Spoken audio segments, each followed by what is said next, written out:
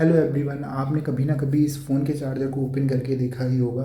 आप लोगों को इसके अंदर से एक सर्किट बोर्ड मिला होगा। मैं उस चार्जर के सर्किट बोर्ड को तो बाहर नहीं निकाल सकता, पर मेरे पास एक लैपटॉप के चार्जर का सर्किट बोर्ड है जो कि इस तरीके से है।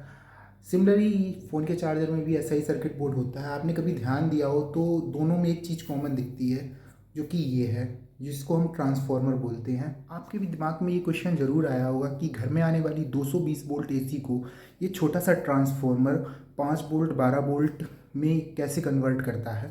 तो दरअसल यहाँ जो मेन प्ले है वो फ्रिक्वेंसी का है। फ्रिक्वेंसी को आप कुछ इस प्रकार समझ सकते हैं। मान लीजिए कि आप एक स्विच से किसी बल्ब को 1 सेकंड में 2 बार बंद चालू करते हैं, तो आपकी उस बल्ब को बंद करने की फ्रिक्वेंसी 2 हर्ट्ज़ मानी जाएगी। इसी तरह घर में जो करंट 220 वोल्ट एसी आता है वो 50 हर्ट्ज़ फ्रिक्वेंसी पे ऑपरेट होता है। इसका मतलब ये है कि वह करंट 1 सेकंड में 50 बार बंद चालू होता है। तो अगर हम 50 हर्ट्ज़ वाली फ्रिक्वेंसी के हिसाब से अपने ट्रांसफार्मर की वाइंडिंग करते हैं तो उसकी प्राइमरी कॉइल में 1380 टर्न और सेकेंडरी कॉइल में 30 टर्न हो जाएंगी, जो कि 5 वोल्ट देने के लिए बनेगा, जिससे हमारे ट्रांसफार्मर का साइज कुछ इतना बड़ा हो जाएगा। जी हाँ, ये एक रियल का ट्रांसफार्मर है। तो आप समझ सकते हैं कि जितने में हमारा ये चार्जर पूरा बना है उतने से उससे कहीं ज़्यादा में अकेला ये ट्रांसफार्मर आ रहा है, और ये काफ़ी हैवी भी हो रहा है। तो ये हमारी सप्लाई की कॉस्ट भी बढ़ जाएगी और ये कंफर्टेबल भी नहीं रहेगी। इसलिए आज की मॉडर्न इंजीनियरिंग में इसका एक बेहतरीन सॉल्यूशन निकला है। इसको समझने के लिए आपको एक कंपोनेंट से इंट्रोड्यूस होना पड़ेगा। उस कंपोनेंट का नाम है मॉसफेट।